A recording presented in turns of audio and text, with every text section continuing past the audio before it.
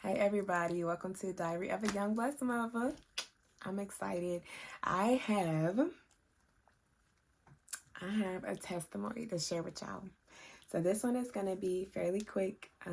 Y'all, last week I had given my last $10 in my card to a homeless man. I have been praying lately, God, I don't want to be judging nobody. So I don't care what they go do with this. It's not what I think. I mean, it don't matter. What I think, it don't matter. I'm just being obedient to you right now and what you tell me to do. And I'm feeling this like conviction. And I hear God saying, give him some money. Give him some money. Open your glove compartment. Give him some money. I open my glove compartment. $10 bill sitting right there. I said, oh, Lord, this is my last little piece of cash right here. You want me to give this to him? And he's like, yeah. The light is red. I'm sitting there contemplating about not doing it. And I have been in a season where I have been just saying yes. No matter how crazy it is. Not yes to everybody. Yes to God. And I have not said no to him yet. And he has been testing me to see what all I'm really going to say yes to. And even the stuff that hurts me, but I know it's going to give God glory and it's uncomfortable for me, I said yes to. I've been saying yes. That has been my response. And he's been blowing my mind through saying yes, right? So crazy. But it's actually not crazy. It's so Christ. But I'm like, okay, God. And I'm just feeling this fire. Like I'm sweating and stuff. And I'm like, okay, let me give him $10. So the light turns green. I'm about to go through this light. And I feel it again. And I'm like, oh. And I rolled down the window and I gave my $10, right? And in my giving $10, before I gave it to him, I prayed over it. And I was like, Lord, you said that you would supply all of my needs according to your riches and your glory. Father God, so I trust as I am giving, you said if I give, that it will be given back to me, pressed down, shaken together, and runneth over. I'm believing you that I'm going to get this back in tenfold.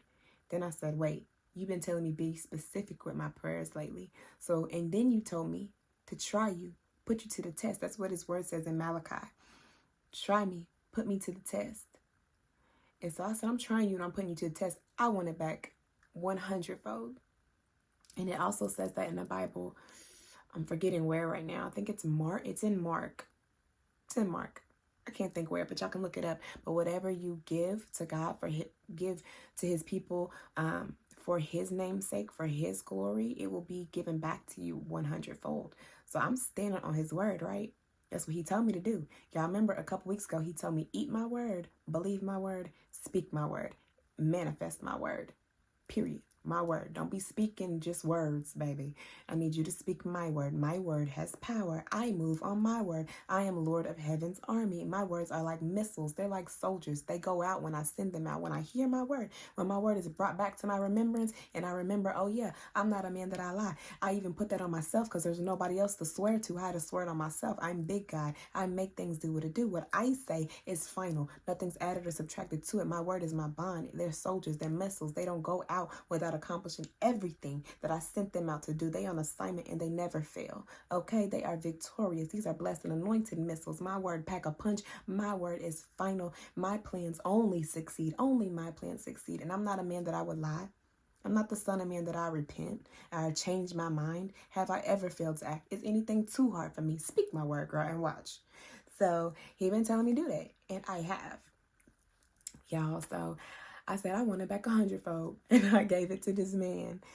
I kid y'all not, one complete week later, at 11 something at night, late in the midnight hour, God's gonna turn it around. Listen, I checked my account. I forget what made me check it, as I usually don't. I checked my account, and there was a deposit in there. Someone had put in my account $600. Listen to this, y'all. Hold on. Not done. Almost done. $600. From the $600, it said Georgia refund. I'm like, what? I have not lived in Georgia for 2 years. I've cut every single tie to Georgia. There's nothing linking me back there. So I'm like, is this, Are they going to take this money back? Is this going to be an accident? So I called the 24, mind you, this is late at night. I called the 24-hour helpline. And I'm like praying while I'm waiting, I'm going to hold. And I'm like, no, God, you said you mindful of us to bless us. You only put it on the minds of people when you want to bless us. So put us on the mind of somebody else. So you put me on the mind of some people working in Georgia to bless me, little Kentucky me. And I've been here for 2 years. This got to be you. And the blessings of the Lord add no sorrow. That's what your word says. Like literally, y'all, this is what I've been doing, just speaking his word. And the blessings of the Lord add no sorrow. So you ain't going to take us back. Like this ain't no, temporary thing, or this doesn't have no catch-22. This is for real. If you bless me with it, this is you, period. You moving stuff around for me. And so I just started receiving it in the name of Jesus. So this person, finally they answer. I'm asking them about it, and it was like, yeah, that wasn't a mistake. It was supposed to go to you. I was like, oh, say less. Thank you. Have a great day. Boom. I kid you not, I wake up the next morning because now I'm like, okay, God. So let me see the exact amount that it was because I want to tithe. Anytime he blesses me, anytime he gives me anything, I want to give it back to him. Because that's in Malachi 3:10. It says, I will bring my tithes into the storehouse. And when I do, God will open the windows of heaven and pour out a blessing so great that I won't have enough room to take it in. See, we only hear the first part half the time. That's like, the second part. God's going to open a window of heaven. But what do you have to do to get that window open? You have to bring your tithes into the storehouses, into the church. Make sure the temple is taken care of. Everything in the temple, everyone in the temple is taken care of. Bring your tithes to church. Terms and conditions. Okay, you got to do your part. Malachi 3:10. So I'm excited. I'm like, okay, Lord, you bless me with this, so I'm giving it back to you, of course, knowing that you're going to bring the increase, because that's what the word says. When I do that, the windows, you're going to pour out some more. And I'm going to give some more, and you're going to pour out some more. It's just going to be, we're going to keep on pouring and pouring and pouring. And so, anyways, I went back to check the exact amount so I can calculate my tithes.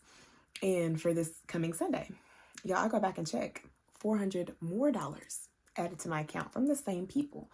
They said, oh, that wasn't enough. We need to send you some more. There's been a mistake. She needs more. So at this point, I'm calculating. And then my sister cashed at me $100 that deposited into my account. At this point, I have been deposited in less than 12 hours over $1,000. God spoke into my spirit and reminded me of 1 week before when I gave my $10 and I said, I'm testing you and I'm trying you at your word. I want this back 100-fold because that's what your word says. When I give for your kingdom, for your glory, for your name's sake, that you will give it back 100-fold. 10 times 100. What is that? 1,000. I got over that. Y'all, he gave exceedingly abundantly. More than that. He went over because that's just what he does. He's just a sweet God. He'll put the cherry on top for us because we are his kids. We're kingdom kids. He don't play. He spoils us, okay? He does little sweet, little nice things just because. He's like, oh yeah, daughter, and I'm going to give you that too. So whatever you ask him for, be specific. Speak his word and be specific. Test him. Try him at his word. Build on your faith. It's all working together for your good. As you're testing him, he's building your faith and your endurance in him, giving you the know that you know that you know that he is a provider, that he's a man of his word, that he's going to come through, that he honors the prayers of the righteous, that the prayers of the righteous availeth much, which means they benefit much, they mean much, they hold power, they change things. God listens. He has his ears open towards his children, especially when you're operating in his will and being obedient to his voice. Honey, that means something. When you're speaking his word, them soldiers go out, okay, on assignment, and they don't come back till they done. They better not come back till it's done. I don't know how he was going to do it. I didn't. I honestly put that out of my head and forgot about it. But he didn't. He's mindful of us to bless us. So speak his word and watch it manifest. He will honor his word. When you speak in that word, don't just manifest. Don't just write affirmations. Write declarations that have power of his word. Speak his word over your life. Manifest his word. And he will honor it. He will do it. Y'all, I was mind blown. I just was like, my mouth was just open. He did everything I asked for and then some. So if you're praying for something, be specific. And if it don't look like that or more, then it wasn't God. Because he's going to do exactly that and then some. That's just who he is. Exceedingly abundantly above all that we can ever think, ask, or imagine. He is That is our God. That is big God, okay? I love y'all. Be encouraged. Have a great day.